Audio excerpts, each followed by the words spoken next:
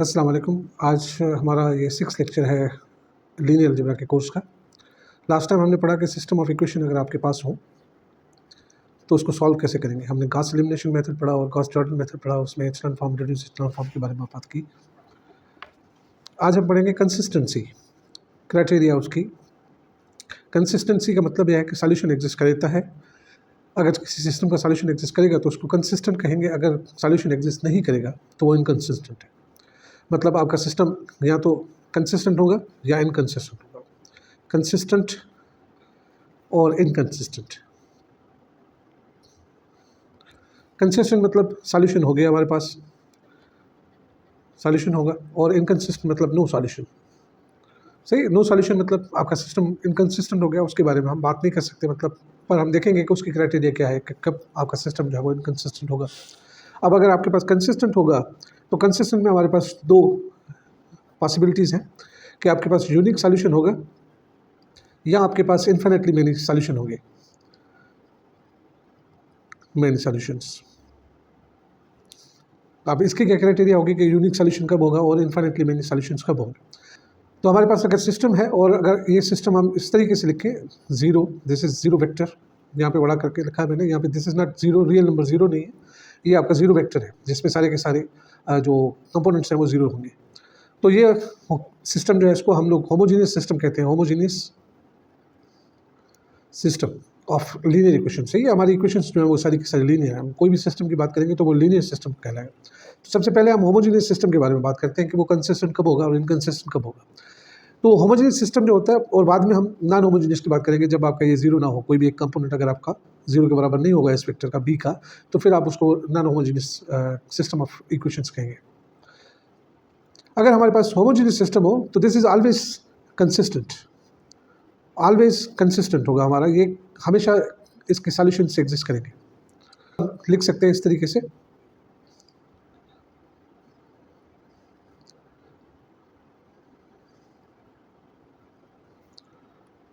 सही, इसको हम इस तरीके से लिख सकते हैं।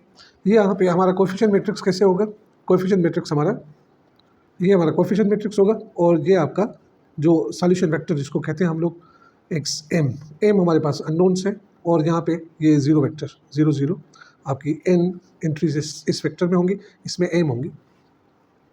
तो कोई भी सिस्टम है उसको हम जनरली इस फॉर्म में लिख सकते हैं। सही, अब यहाँ पे आराम से देख सकते हैं हम लोग, अगर इस सारी की सारी एक्स की जगह पे हम जीरो पुट करें, x1 भी जीरो पुट करें, x2 भी जीरो पुट करें, x3 भी जीरो पुट करें, सारे के सारे जीरो पुट करें, सब के सब आप अगर जीरो रखें xm तक, सारे के सारे जीरो हैं, तो ये इसको सेटिस्फाई करेगा ऑफकोर्स, क्योंकि इस साइड पे सारे के सारे जीरोज हैं और इसमें भी हम अननोन्स की जगह पे जीरो पुट करेंगे तो ये जीरो सेटिस्फाई हो जाएगा, zero is equal zero her equation में। तो this is always a solution. तो होमोजेनियस सिस्टम जो है, जैसे कि मैंने कहा कि ऑलवेज कंसिस्टेंट होता है, तो ये सॉल्यूशन हमारा होता ही होता है होमोजेनियस इक्वेशन का। इसको हम ट्रिवियल सॉल्यूशन कहते हैं, trivial, because it is always there. Consistency में दूसरा क्या हो सकता है कि there are infinitely many solutions. इस सिस्टम को हम इस तरीके से लिख सकते हैं, ये मैंने कॉलम वेक्टर्स रखे हैं इस मैट्रिक्स के, इसको हम अगर C1 कहें, C2 कहें और इसको Cm कहें, because there are m unknowns, तो m आपके पास कॉलम वेक्टर्स आएंगे। तो यहाँ पे आपके पास यूनिक सॉल्यूशन आएगा, मतलब ट्रिवियल सॉल्यूशन आएगा, अगर आपके पास सिर्फ एक ही इन x की वैल्यूज़ हो और वो जीरो जीरो हो। तो उस केस में आप कहेंगे कि जीरो वेक्टर जो है वो हम लीनियर कॉम्बिनेशन में इसकी लिखेंगे, और सिर्फ एक ही तरीका है उसका लिखने का, जब आप यहाँ पे जीरो जीरो पुट करेंगे। अगर आपके पास इन्फिनिटली मेनी ऐसे वैल्यूज़ आते हैं x1, x2, x3 के, जिसकी लीनियर कॉम्बिनेशन में हम, मतलब इनकी लीनियर कॉम्बिनेशन में वो पुट करें और हमें जीरो जीरो मिले, तो उस केस में आपके पास इन्फिनिटली मेनी सॉल्यूशंस आएंगे। तो यहाँ पे फर्स्ट क्राइटेरिया हम लिख सकते हैं कुछ इस तरीके से, हम कह सकते हैं कि होमोजेनियस सिस्टम हमारा, उसके इन्फिनिटली मेनी सॉल्यूशंस होंगे इफ़ एंड ओनली इफ़ जो जीरो वेक्टर है, मतलब ये वाला zero vector can be written as linear combinations of column vectors of coefficient matrix. इस कोएफिशिएंट मैट्रिक्स के जो कॉलम वेक्टर्स हैं उसमें उसकी लीनियर कॉम्बिनेशन में हम लिख सकते हैं, पर इनफाइनाइट वेज में, मतलब हर सॉल्यूशन जो आपका मिलेगा उस पर यहाँ पे पुट करेंगे इनकी जगह पे, तो that will be a linear combination of zero vector, और उसकी जगह पे दूसरा पुट करेंगे सॉल्यूशन, तो there will be infinitely many solutions. अगर सॉल्यूशंस होंगे तो इन्फिनिटली मेनी वेज होंगे आपके लीनियर कॉम्बिनेशन में, इन वेक्टर्स को, एक जो मतलब कॉलम वेक्टर्स हैं उनको लिख सकते हैं हम लोग। तो ये एक क्राइटेरिया हम कह सकते हैं कि भाई अगर ये जीरो वेक्टर है, हम उसको इन्फिनिटली मेनी वेज में लीनियर कॉम्बिनेशन लेके इस ए वेक्टर के कॉलम वेक्टर्स से उनकी वेक्टर्स की कॉम्बिनेशन से लिख सकते हैं, तो फिर हमारे पास इन्फिनिटली मेनी सॉल्यूशंस होंगे। या इसको उलट कह सकते हैं कि there are infinitely many linear combinations of zero vector, तो हमारे पास इन्फिनिटली मेनी सॉल्यूशंस होंगे। और अगर एक ही सॉल्यूशन होगा तो फिर there is only one way to write this zero vector, और वो कौन सी कॉम्बिनेशन होगी जिसमें आप सारे के सारे जीरो रखेंगे, मतलब ट्रिवियल केस जब आएगा। ये जो हमारी क्राइटेरिया है ये कंस्ट्रक्टिव नहीं है, ये आपको बताती है, बहुत सारी इन्फॉर्मेशन देती है, और आगे भी हमें इस तरीके से अगर सोचेंगे तो बहुत सारा फ़ायदा मिलेगा। यहाँ पे मैंने सिर्फ इसलिए यहाँ पे इसको रखा। जो कंस्ट्रक्टिव क्राइटेरिया है उसके लिए हमें रैंक डिफाइन करनी पड़ेगी। उसमें आपको डायरेक्टली पता चल जाएगा कि आपके पास सिर्फ ट्रिवियल सॉल्यूशन होगा या इनफाइनाइटली मेनी सॉल्यूशंस होंगे। ये क्राइटेरिया कंस्ट्रक्टिव इसलिए नहीं है क्योंकि अगर आपने देखना है कि भाई हमारा जीरो जो है वेक्टर, उसको हम as a linear combination of these column vectors लिख सकते हैं, तो फिर हमें अगेन फिर से सिस्टम ऑफ इक्वेशन सॉल्व करना पड़ेगा। मतलब अगर हमें क्या चाहिए कि भाई सिस्टम ऑफ इक्वेशन कंसिस्टेंट है या नहीं है, और उसको सॉल्व करने के लिए हमें फिर से एक सिस्टम ऑफ लीनियर इक्वेशन फिर सॉल्व करना पड़ेगा। तो दिस इज़ नॉट कंस्ट्रक्टिव, बस थ्योरेटिकली ये आपको एक क्राइटेरिया प्रोवाइड करता है। रैंक ऑफ मैट्रिक्स की बात करें तो आपके पास कोई भी अगर मैट्रिक्स है n बाय m का, मतलब n रोज हैं उसकी और m कॉलम्स हैं, हर मैट्रिक्स को जो है वो दो स्पेसेस आप एसोसिएट करते हैं। दो स्पेसेस किसकी? एक होती है Rn की, मतलब जितनी आपके पास नंबर ऑफ रोज हैं, और एक होती है दूसरी आपकी m Rn। इस स्पेस में हम दो इसकी subspaces matrix n by m को हम एसोसिएट करते हैं। एक होती है कॉलम स्पेस, कॉलम स्पेस ये इसकी सबसेट होती है Rn की, और दूसरी होती है रो स्पेस ऑफ A, और ये होती है सबसेट Rm की। ये सब स्पेस भी है क्योंकि यहाँ पे नोट करें कि मतलब कॉलम स्पेस जो है वो Rn में होगी, n हमारा नंबर ऑफ रोज है, और आपकी जो रो स्पेस है मैट्रिक्स की वो Rm में होगी, और जिसके पावर जो है वो आपके नंबर ऑफ कॉलम्स है। यहाँ पे स्टूडेंट गलती करते हैं कि कॉलम स्पेस है तो वो Rm में होगी क्योंकि m जो है वो नंबर ऑफ कॉलम्स है, और रो स्पेस जो है वो Rn में होगी जो क्योंकि रो के नंबर जो है वो n है। पर ये उलट है, ये चीज़ जो है वो नोट कीजिएगा। कॉलम स्पेस ऑफ ए क्या होती है? This is span of column vectors, column vectors of A. सही है, ये जो स्पेस होगी वो स्पेन ऑफ कॉलम वेक्टर्स होंगे, जो मतलब ए के आपके कॉलम वेक्टर्स हैं। और रो स्पेस ऑफ ए क्या होगी आपकी? Span of row vectors of A. इसके जो रो वेक्टर्स होंगे, मतलब जो रो होंगी उनको आप एज ए वेक्टर कंसीडर करेंगे, और उसमें जो सारी स्पेन मतलब उसके लीनियर कॉम्बिनेशंस जो बनाएंगे आप, उसको आप कहेंगे row space of matrix. For example ये मैट्रिक्स देखिए, इसके आपके पास 2/4 का मैट्रिक्स है, मतलब इसके नंबर ऑफ रोज जो है वो 2 है, नंबर ऑफ कॉलम्स जो है आपके 4 है, और इसके रो वेक्टर्स जो है वो रो वेक्टर ऑफ 1 2 3 4, और दूसरा रो वेक्टर है आपका 0 6 5 3। ये दो रो वेक्टर्स हैं, और ये किस में है? ये दोनों आपका बिलोंग करते हैं R5 में, R4 में। हमने इसको यहाँ पे रो वेक्टर करके लिखा है, अब इसको कॉलम वेक्टर करके भी लिख सकते हैं, कोई फ़र्क नहीं पड़ता। इसमें जो आपके वेक्टर्स होते हैं हम उनको इस तरीके से लिख सकते हैं, और कॉलम वेक्टर के हिसाब से भी लिख सकते हैं, पर क्योंकि ये रो वेक्टर्स हैं तो इसको मैंने रो वेक्टर अलग करके लिखा है। तो रो स्पेस ऑफ ए क्या हुई? Row space of this matrix A is span of किसकी? ये दोनों वेक्टर्स की, मतलब स्पेन ऑफ 1 2 3 4 कामा 0 6 5 3। इनकी जो स्पेन होगी, मतलब इनकी जो लीनियर कॉम्बिनेशन अलग अलग आएंगी, उसको आप कहेंगे रो स्पेस ऑफ ए। अब यहाँ पे देखिए हमारे पास कॉलम कौन से हैं? यहाँ पे हमारे पास कॉलम एक ये है, एक ये है, एक ये है, और एक ये है। यहाँ पे 4 कॉलम वेक्टर्स हैं। ये हमारे पास 4 कॉलम वेक्टर्स हैं, और ये किस में बिलोंग करते हैं? ये बिलोंग करते हैं R2 में। सही है, यहाँ पे 2 जो है वो नंबर ऑफ रोज हैं, पर कॉलम वेक्टर्स उसमें बिलोंग कर रहे हैं। कॉलम स्पेस ऑफ ए वो क्या होगी? This is span of all these 6, ये सारे के sorry all these 4।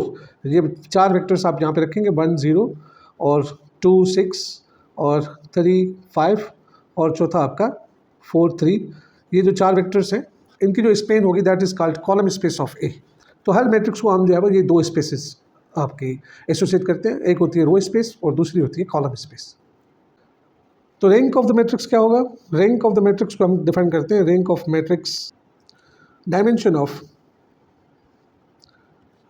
Of row और कॉलम स्पेस ऑफ मैट्रिक्स।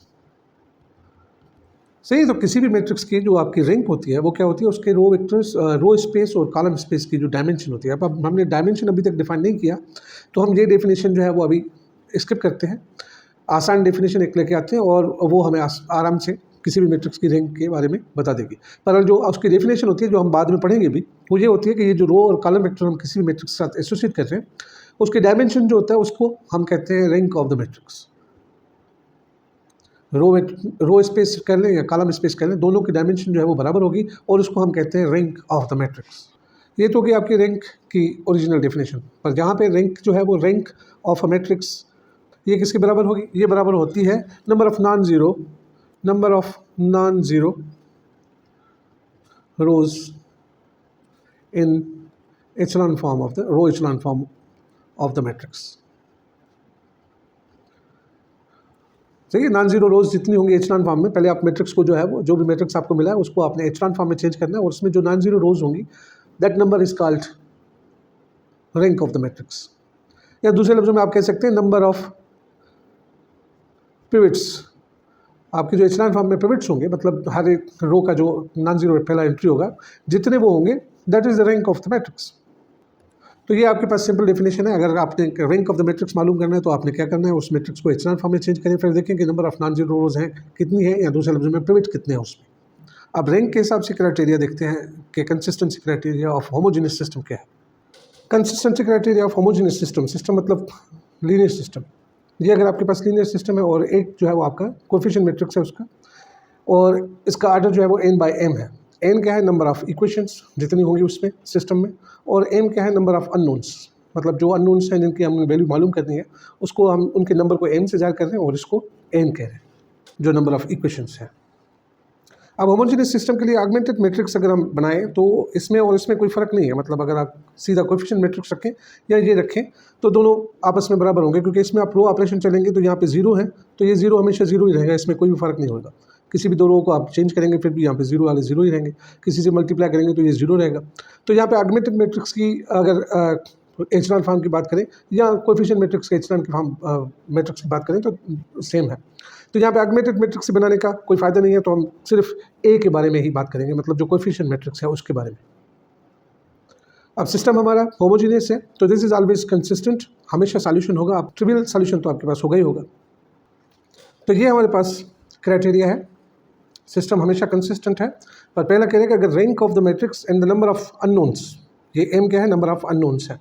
अगर रैंक ऑफ द मैट्रिक्स बराबर होगा नंबर ऑफ अननोन्स के तो there is only one trivial solution. मतलब कौन सा सॉल्यूशन जिसमें सारे के सारे जीरोस हों, x1 भी जीरो है, x2 भी जीरो है, अप टू xm भी सारे के सारे m भी जीरो होंगे, सब जीरो के बराबर होंगे।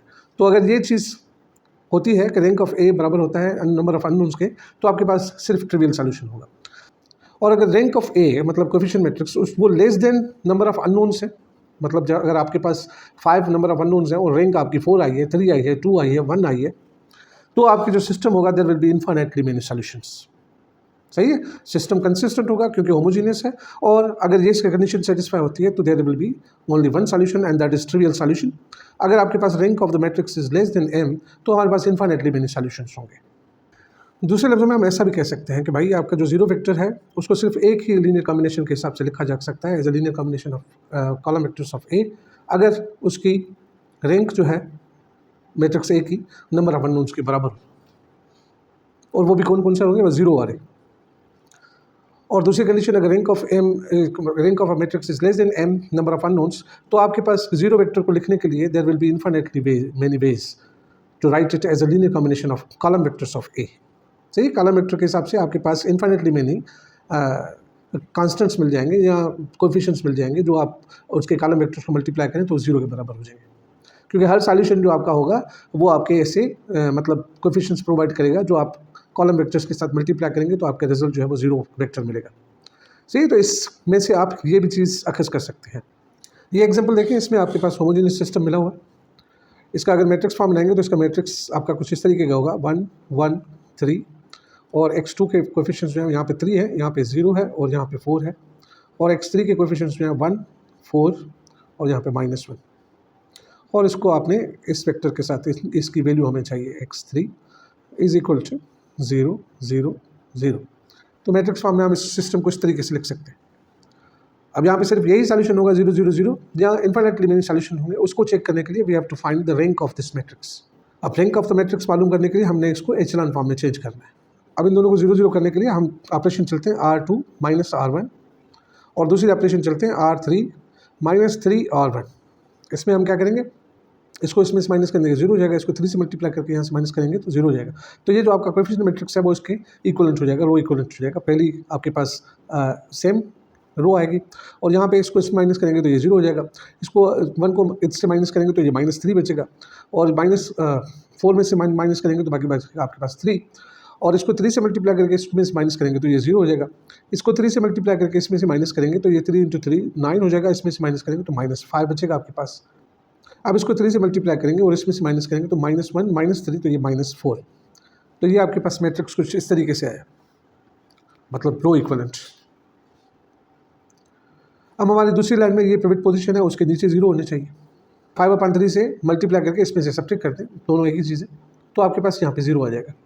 तो मतलब कौन सी ऑपरेशन चल रही है, R3 माइनस 5/3 R2। ये रो ऑपरेशन चलेंगे तो ये आपका मैट्रिक्स हो जाएगा 1 3 1 और 0 -3 3 और यहाँ पे 0 को मल्टीप्लाई करेंगे इसके साथ हो सकती है 0 हो जाएगा और इसको अगर 5/3 से मल्टीप्लाई करेंगे तो ये आपके पास हो जाएगा -5 बचेगा और -5 को माइनस करेंगे -5 से तो ये आपके पास 0 आ जाएगा और इसको हम अगर 3 से डिवाइड करेंगे और 5 से मल्टीप्लाई करेंगे तो 5 बचेगा और इसमें से माइनस करेंगे तो ये -9। ये आपका एक्चुअल फॉर्म आ गया कि देखिए हर एक जो आपकी रो है उसका पिवट पोजीशन जो है वो ऊपर वाली रो के जो पिवट है उसके राइट में है। This is the definition of actual form. इसमें number of non zero rows कितनी है, 3, या दूसरे लफ्जों में पिवट कितने हैं, यहाँ पे 3 है। सही है, जितने नंबर ऑफ नॉन जीरो रोज होंगे उतने ही पिवट्स होंगे। तो रैंक ऑफ द मैट्रिक्स क्या हुआ, rank of this matrix rank is equal to 3, क्योंकि number of non zero rows आपके पास 3 है और आपके पास नंबर ऑफ अननोन्स कितने हैं, नंबर ऑफ अननोन्स भी 3 है, 1 2 3। तो आपके पास नंबर ऑफ अननोन्स मतलब एम भी जो है वो 3 है। अब रैंक ऑफ ये दोनों बराबर हैं तो इसका मतलब ये हुआ कि इस सिस्टम ऑफ इक्वेशन का आपके पास सिर्फ एक ही सॉल्यूशन है, x1 0 के बराबर, x2 x3 ये सारे के सारे 0 के बराबर। This is the only solution, क्योंकि रैंक आपकी इसके बराबर। या दूसरे लफ्जों में आप कह सकते हैं कि इस मैट्रिक्स के जो कॉलम वेक्टर्स हैं वो 0 वेक्टर को सिर्फ एक ही पॉसिबिलिटी है लीनियर कॉम्बिनेशन में लिखने की कि सारे के सारे आप जो कोएफिशिएंट्स लें वो सारे के सारे 0 हों। यहाँ पे एक चीज़ नोट कर लें कि अगर हमें सिर्फ रैंक चाहिए किसी भी मैट्रिक्स की तो उसको मालूम करने के लिए हम उस मैट्रिक्स को एचेलॉन फॉर्म में चेंज कर रहे हैं। तो अगर आपकी रिक्वायरमेंट सिर्फ रैंक है, if you want to find the rank of the matrix only, सिर्फ रैंक अगर आपने मालूम करनी है तो आप उस पर आप एलिमेंट्री कॉलम ऑपरेशन भी कर सकते हैं।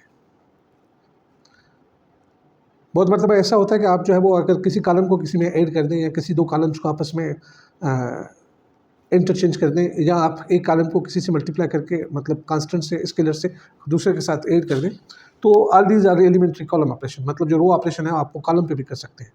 पर दिस इज़ ओनली पॉसिबल या this is only allowed when you are trying to find rank of the matrix. जब रैंक ऑफ द मैट्रिक्स करेंगे तो फिर आप कॉलम ऑपरेशन यूज़ कर सकते हैं और रो ऑपरेशन भी उनके साथ ही। पर हम अगर सॉल्यूशन मालूम कर रहे हैं, ऑगमेंटेड मैट्रिक्स या सॉल्यूशन मालूम करने की कोशिश कर रहे हैं, तो फिर उसमें हम सिर्फ और सिर्फ रो ऑपरेशन चलेंगे, क्योंकि कॉलम ऑपरेशन जो है उसमें सॉल्यूशन जो है, अगर एक सिस्टम पे आप कॉलम ऑपरेशन कर रहे हैं एलिमेंट्री ऑपरेशन, मतलब वो 3 जो आपके पास रो ऑपरेशन है, अगर वो उसको कॉलम ऑपरेशन करेंगे तो फिर वो जो नया आपके पास कॉलम इक्विवेलेंट मैट्रिक्स मिलेगा उसके जो सॉल्यूशंस होंगे वो पहले वाले के सॉल्यूशन के बराबर नहीं होंगे। That is only true for the row operation, कि आपने किसी सिस्टम को रो ऑपरेशन किया और नया सिस्टम मिला तो पहले वाले और दूसरे वाले सिस्टम का आपस में बराबर होंगे सॉल्यूशंस।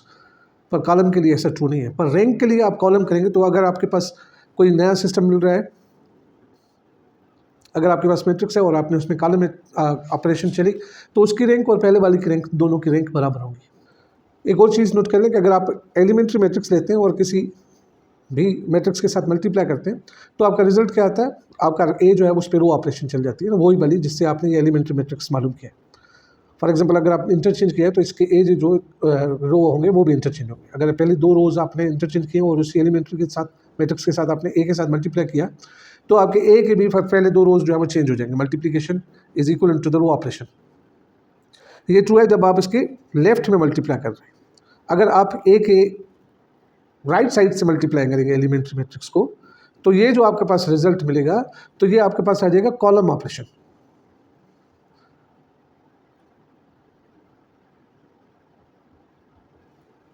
ये चीज़ यहाँ पे थोड़ी नोट कीजिएगा। अगर एलिमेंट्री मैट्रिक्स वही है, आपने रो ऑपरेशन अप्लाई करके आपने एलिमेंट्री मैट्रिक्स लिया, आप किसी भी मैट्रिक्स के साथ अगर राइट लेफ्ट से मल्टीप्लाई करेंगे तो इस मैट्रिक्स पे क्या असर पड़ेगा, वही रो ऑपरेशन उस पर चल जाएगी। अगर उसको आपने सेम एलिमेंट्री मैट्रिक्स को लेफ्ट राइट से मल्टीप्लाई किया तो फिर जो आज रिजल्ट आएगा, आपके पास जो नया मैट्रिक्स मिलेगा उसमें कॉलम्स उसी तरीके से चेंज हो जाएगी। फॉर एग्जांपल एलिमेंट्री मैट्रिक्स को आपने लिया, पहली और तीसरी रो आपने इंटरचेंज की, तो इसको अगर लेफ्ट से मल्टीप्लाई करेंगे तो ए की भी पहली और तीसरी रो आपकी इंटरचेंज हो जाएगी। पर अगर उसी एलिमेंट्री मैट्रिक्स को आपने राइट साइड से मल्टीप्लाई किया तो इसका पहला और तीसरा कॉलम चेंज हो जाएगा। देखिए, अगर ये आपके पास एलिमेंट्री मैट्रिक्स है, इसके हमने रोज चेंज किए, और ये मैट्रिक्स है, इसको अगर हम लेफ्ट साइड से मल्टीप्लाई करते हैं, ए मालूम करते हैं, मतलब 0 1 1 0, इसको ए से मल्टीप्लाई करेंगे तो जवाब क्या आएगा 1 2 3 4। इसको मल्टीप्लाई करेंगे तो आपके पास आ जाएगा जवाब 3 4 1 2। इसकी भी रोज़ जो है इंटरचेंज होगी। और इसको अगर आप राइट साइड से मल्टीप्लाई करते हैं, अगर ये चीज़ मल्टीप्लाई करते हैं इस साइड से सेम एलिमेंट्री मैट्रिक्स को, तो आपके पास जो जवाब आएगा वो हो जाएगा 2 4 1 3। उसके ये कॉलम जो है वो इंटरचेंज हो गया, मतलब ये दूसरा वाला कॉलम जो है वो पहला वाला हो गया और पहला वाला दूसरा हो जाएगा।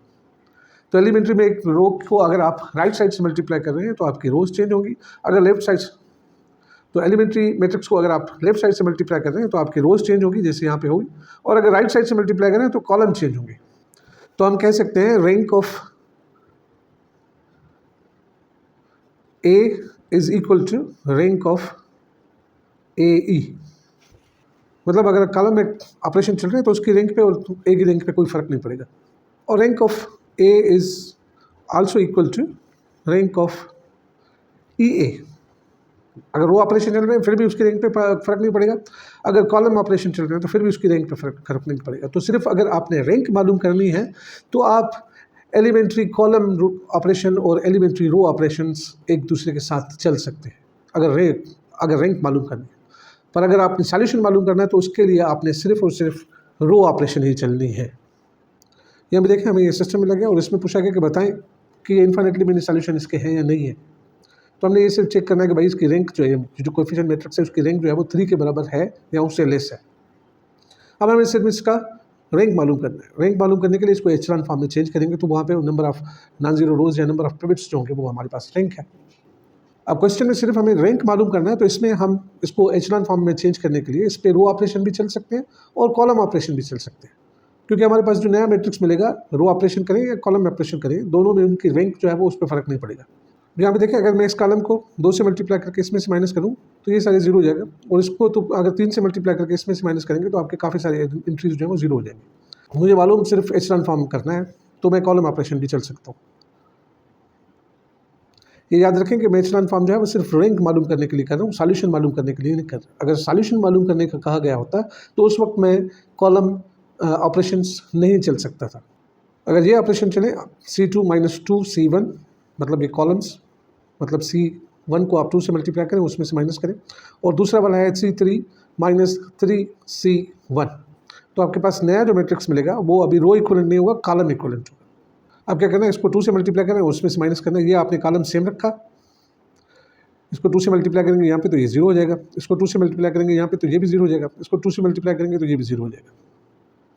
अब तीसरी रो कॉलम में देखते हैं, उसको 3 से मल्टीप्लाई करेंगे, इसको 3 से मल्टीप्लाई करके इसमें माइनस करेंगे तो ये जीरो हो जाएगा, इसको 3 से मल्टीप्लाई करके इसमें से माइनस करेंगे तो ये भी जीरो हो जाएगा, इसको 3 से मल्टीप्लाई करके यहाँ से माइनस करेंगे तो ये 1 बचेगा।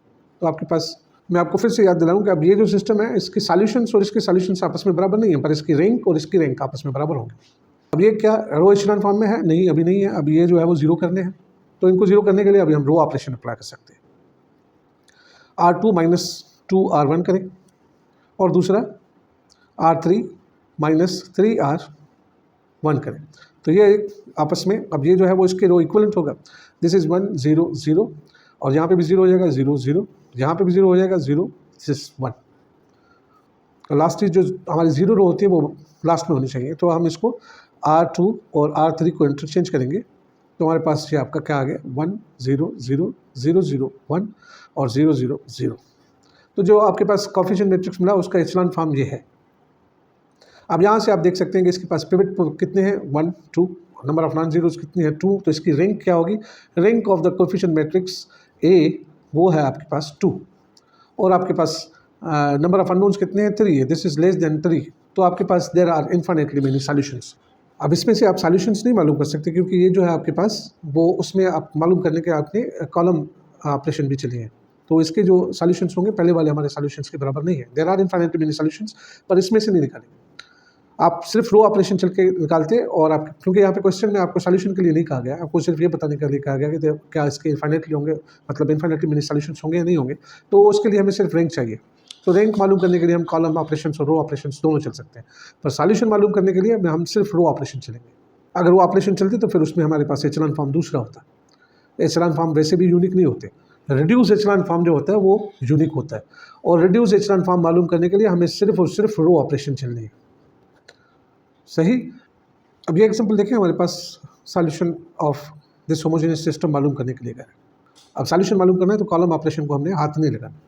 चलिए इनका कॉलम मैट्रिक्स बनाते हैं। ए x1 के सारे 1 2 3 -1, और x2 के सारे -2 -3 -5 एंड 1, और x3 के 1 4 5 -3, और x4 के -1 -3 -4, और ये +2। तो this is our coefficient matrix. अब ये देखना है कि इसके इन्फिनिटली मेनी सॉल्यूशन है या नहीं है, या सिर्फ ट्रिवियल सॉल्यूशन होगा, तो इसकी रैंक मालूम करनी पड़ेगी। रैंक मालूम करने के लिए we have to reduce it to the echelon form. ये चीज़ फिर से नोट कर लें, यहाँ पे हम ऑगमेंटेड मैट्रिक्स बना सकते थे, यहाँ पे 0 0 रख सकते थे, पर उसके बाद आप रो ऑपरेशन चलेंगे तो वो हमेशा 0 0 ही रहेंगे, तो वो रखने की ज़रूरत नहीं। इस मैट्रिक्स पे अगर हम ये रो ऑपरेशन चलेंगे तो ये मैट्रिक्स इसके रो इक्वलेंट हो जाएगा। देखिए इसमें हमने 2 मल्टीप्लाई किया, 3 मल्टीप्लाई किया, R1 उसमें ऐड करेंगे तो ये सारे 0 हो जाएंगे, और इस तरीके से ये मैट्रिक्स जो है वो नया बन जाएगा। अब इसके नीचे ये दूसरी लाइन में जो पिवट पोजीशन है वो ये है, इसके नीचे सारे 0 करने हैं, तो हमने ये ऑपरेशन चलनी है R3 -R2 और R4 + R2। ये ऑपरेशन हम इस पर अप्लाई करेंगे तो आपके पास जो रो इक्वलेंट मैट्रिक्स मिलेगा वो कुछ इस तरीके का हो। अब ये मैट्रिक्स जो है वो आपका एचेलॉन फॉर्म में है, ये एचेलॉन फॉर्म में आ गया, तो यहाँ से आप बता सकते हैं कि rank of A is equal to 1 and 2। There are 2 pivot positions, यहाँ दूसरे लफ्जों में there are 2 non zero rows, बाकी ये दोनों रो 0 हो गई। तो यहाँ पे आपके पास रैंक जो है वो 2 है, और नंबर ऑफ अननोन्स जो है वो 4 हैं आपके पास, x1 x2 x3 x4, this is less than 2, तो आपके पास there are infinite solution, infinite solution है आपके पास। अब ये मैट्रिक्स जो है वो एचेलॉन फॉर्म में, अब इसको वापस इक्वेशंस में अगर हम रखेंगे तो इसकी इक्वेशन बनेगी x1 -2 x2 +2 1 x3 -x4 = 0, और दूसरी इक्वेशन में आपके पास मिलेगा x2 +2 x3 -4 x4 = 0। सही, ये आपके पास 2 इक्वेशंस हैं, बाकी 0 इक्वेशंस हो गए, इसको आप कैंसिल कर देंगे और आपके पास बाकी इक्वेशंस बची ये वाली। सही, एचेलॉन फॉर्म में आपके सारे जो 0 रोज हैं उसमें खत्म होगी, बाकी आपकी जो इक्वेशंस बची वो इस फॉर्म में आ गई। अब ये इन्फिनिटली मेनी सॉल्यूशंस मालूम कैसे करेंगे, इसमें स्टूडेंट्स को काफ़ी मुश्किलात होती हैं, तो उसका तरीका ये है कि आप जो है वो पिवट पोजीशन पे जो थे उनको आप लेफ्ट साइड में रखें, बाकी सबको राइट साइड में रखें।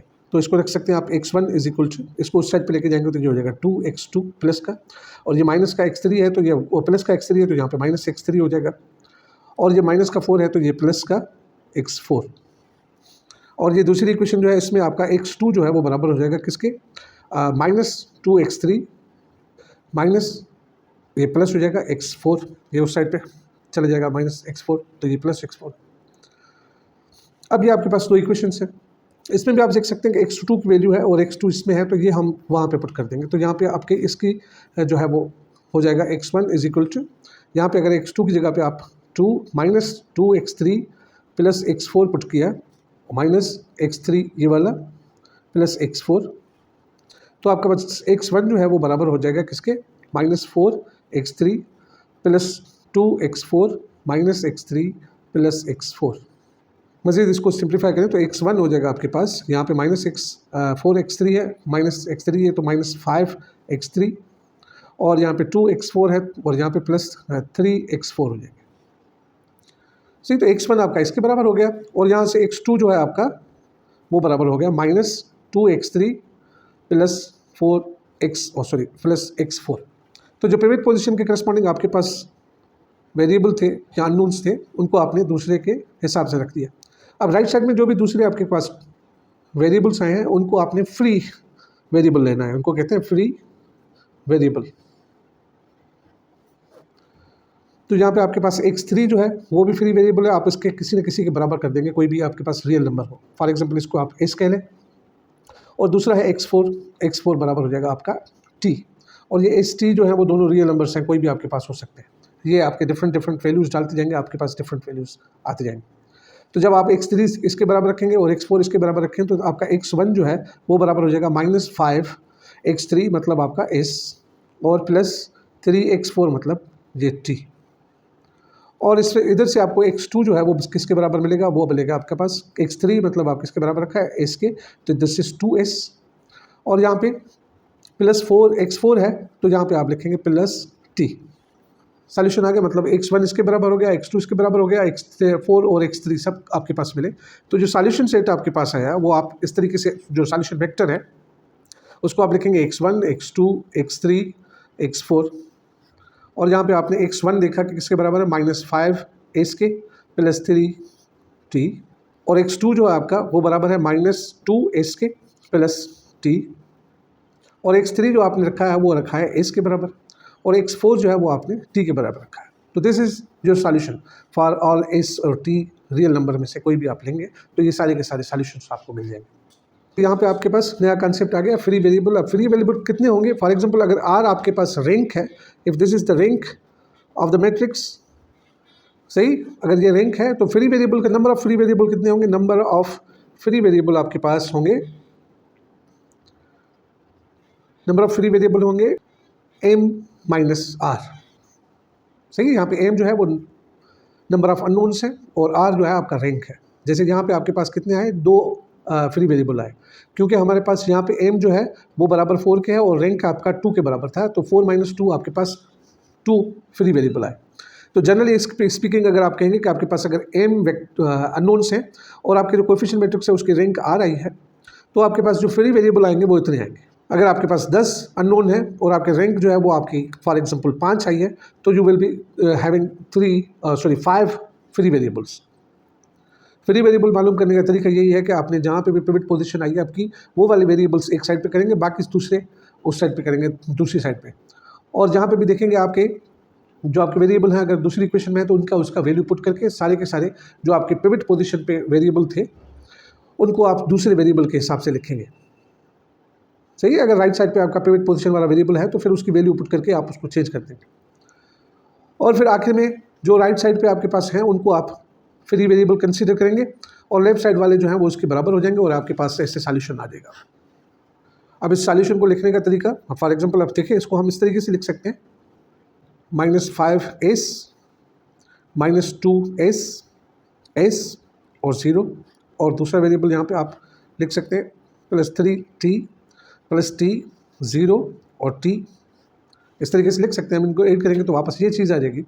अब यहाँ पे देखिए सब में एस मल्टीप्लाई है तो एस हम कॉमन ले सकते हैं, तो एस -5 -2 और यहाँ पे 1 एंड दिस इज 0, प्लस यहाँ से t कॉमन ले लें तो t आपके पास निकलेगा बाहर, बाकी आपके पास बचेगा 3, यहाँ पे बचेगा 1, यहाँ पे 0 और यहाँ पे 1।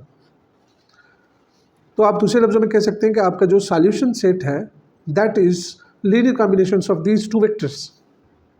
इनकी जो भी लीनियर कॉम्बिनेशंस बनेंगी वो आपके पास अलग अलग नई सॉल्यूशंस होंगे। यहाँ से आप कह सकते हैं कि भाई सॉल्यूशन सेट जो है या सॉल्यूशन स्पेस जो है, solution space is span of these vectors, मतलब आप इसको -5 -2 1 0 कामा 3 1 0 1, इनकी जो स्पेन होगी that is the solution space of हमारी जो सिस्टम ऑफ इक्वेशन मिली हुई थी शुरू में। यहाँ से आप नोट कर सकते हैं कि आपका जो सॉल्यूशन सेट होगा होमोजेनियस इक्वेशन का, वो आपका सब स्पेस होगा Rm का। Rm मतलब m आपका नंबर ऑफ अननोन्स, Rm का आपका सब स्पेस होगा। जैसे यहाँ पे इस एग्जांपल में आपके पास ये जो सब स्पेस मिली है, कोई भी स्पेन होगी तो वो Rm की यहाँ पे कितने उसके कंपोनेंट्स हैं 4, तो यहाँ पे आपके पास नंबर ऑफ अननोन्स भी 4 थे, तो ये R4 में आपकी सब स्पेस है, R4 में स्पेन ऑफ दैट। अगर ट्रिवियल सॉल्यूशन होगा, सिर्फ जीरो सॉल्यूशन होगा, उस केस में भी ये जीरो स्पेस आपकी सब स्पेस है आर एम की, जिसमें आपके पास सिर्फ और सिर्फ जीरो वेक्टर है, ये भी आपका स्पेस सब स्पेस है।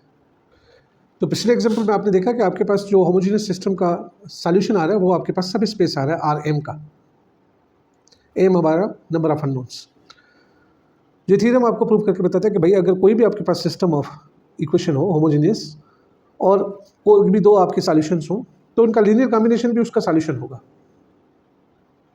अब लीनियर कॉम्बिनेशन मतलब सारे के सारे, मतलब इसके जो स्पेन होंगे, इसके स्पेन में जो भी आपके पास मिलेंगे, लीनियर कॉम्बिनेशन उसके स्पेन में होते हैं ना, तो वो सारे का सारे स्पेन में जो भी आएगा वो आपके इस इक्वेशन को सेटिस्फाई करेगा।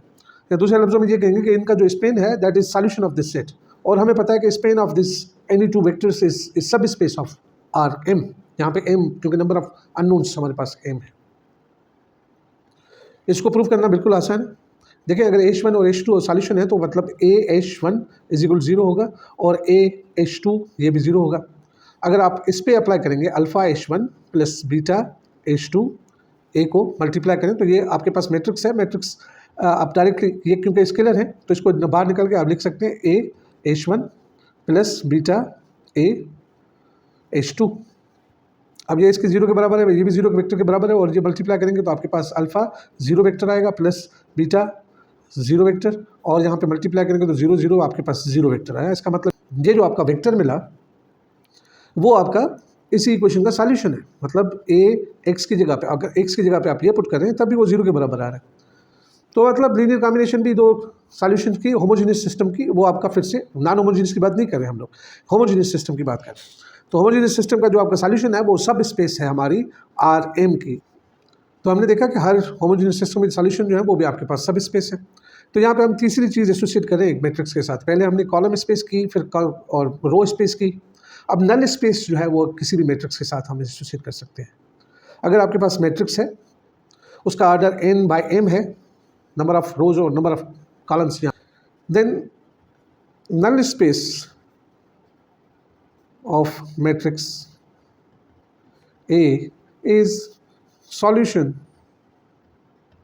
space of AX is equal to 0। इसका जो सॉल्यूशन स्पेस होगा, मतलब आप एक मैट्रिक्स रखें उसके करस्पॉन्डिंग आप होमोजेनियस सिस्टम बनाएं और उसके करस्पॉन्डिंग आपके पास जो सॉल्यूशन स्पेस मिलेगा that is the null space of matrix A. सही है, मतलब ये तीसरा हम स्पेस जो है किसी भी मैट्रिक्स के साथ एसोसिएट कर रहे हैं। पहले भी हमने दो की, रो स्पेस। रो स्पेस जो है वो आपकी किस में होगी, आर एम में, मतलब आर एम, और यहाँ पे नंबर ऑफ ये कॉलम है, ये इसका सब स्पेस होगा, मतलब this is subspace of this thing. और कॉलम स्पेस, ये सब स्पेस था आपका आर एन का, नंबर ऑफ रोज। अब हमने तीसरा यहाँ पे किया null space. Null space of matrix, null space क्या होगा, that is also subspace of R m. और नल स्पेस क्या होगा आपका, इस सिस्टम ऑफ इक्वेशन के, मतलब कोई भी मैट्रिक्स बनाए उसके corresponding of system of homogeneous equation बनाए, इसके करस्पॉन्डिंग आपके पास जो सॉल्यूशन आएगा that is subspace of R m. सही है, m is number of columns.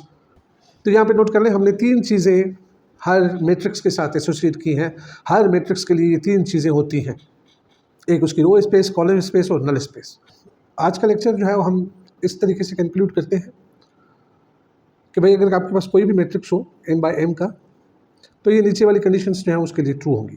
पहली कि आपके जो ये होमोजेनियस सिस्टम ऑफ इक्वेशन बनाएंगे उस सिस्टम के हिसाब, मैट्रिक्स के हिसाब से, तो वो उसका सॉल्यूशन ट्रिवियल होगा, मतलब सिर्फ 0 0 0 0 वाले सॉल्यूशंस आएंगे, सब के सब आपके पास 0 के बराबर होंगे। इस केस में अगर ये ट्रू है तो फिर आपकी रैंक जो है वो नंबर ऑफ अननोन्स के, मतलब नंबर ऑफ कॉलम्स के बराबर होगी। अगर ये ट्रू है तो number of non zero rows आपके एचेलॉन फॉर्म की by definition that is m। सही है, रैंक ऑफ, और पिवट पोजीशन पे जो नंबर होंगे वो भी आपके पास m होंगे। ठीक है, दिस आर बाय डेफिनेशन। और अगर आपके पास ए मैट्रिक्स जो है वो स्क्वायर मैट्रिक्स है जहाँ पे n और m आपस में बराबर है, नंबर ऑफ रोज और नंबर ऑफ कॉलम्स, तो फिर आपकी जो ए मैट्रिक्स है वो इक्वलेंट होगा, रो इक्वलेंट होगा। ऑफ कोर्स हम उसको आइडेंटिटी मैट्रिक्स में चेंज कर सकते हैं। अगर वो रो इक्वलेंट है तो फिर उसकी इन्वर्स एग्जिस्ट करेगी, आप उसको आइडेंटिटी में चेंज करेंगे, दूसरा मैट्रिक्स मिलेगा आपको, वो इन्वर्स मिलेगा। एक तो ये कह सकते हैं। दूसरा, अगर आपके मैट्रिक्स जो है इनमें से कोई भी कंडीशन सेटिस्फाई करता है तो दूसरी भी करेगा। फॉर एग्जांपल आपका मैट्रिक्स जो है उसके करस्पॉन्डिंग आपके पास इन्फिनिटली मेनी सॉल्यूशंस होंगे, तो ऑफकोर्स उसकी रैंक जो है वो less than number of unknowns, मतलब नंबर ऑफ कॉलम्स के कम होगी। और number of columns non zero रोज जो होंगे एचलॉन फॉर्म में वो लेस देन एम होंगी, नंबर ऑफ अननोन्स मतलब नंबर ऑफ कॉलम्स। और पिवट पोजीशंस भी आपके एचलॉन फॉर्म में लेस देन एम होंगी। और अगर ए आपका स्क्वायर मैट्रिक्स है जहाँ पे आपके पास नंबर ऑफ रोज और नंबर ऑफ कॉलम्स आपस में बराबर हैं, तो ए जो है वो कभी भी आपका आइडेंटिटी मैट्रिक्स में रिड्यूस नहीं होगा और आपके ए का जो है वो इन्वर्स भी एग्जिस्ट नहीं करेगा इन दिस केस। सही। और हमने हर मैट्रिक्स के साथ उसके जो है वो ये 3 स्पेसेस एसोसिएट किए। एक हमने किया कॉलम स्पेस, जो हमारी Rn का सबसेट था या सब स्पेस था, सिर्फ सबसेट नहीं बल्कि स्पेस। और दूसरा हमने इसमें किया कौन सा, रो स्पेस, इसको इस तरीके से लिखते हैं, दैट इज आल्सो सबसेट सब स्पेस ऑफ Rm। और तीसरा अभी हमने उसको किया नल स्पेस, नल ऑफ ए, कोई भी मैट्रिक्स हो तो ये आपके पास सब स्पेस होगा Rm का। ये नंबर ऑफ अननोन्स मतलब कॉलम्स, और ये इसमें होगा नंबर ऑफ रोज में। ये चीज़ आप नोट कीजिएगा। Thank you very much.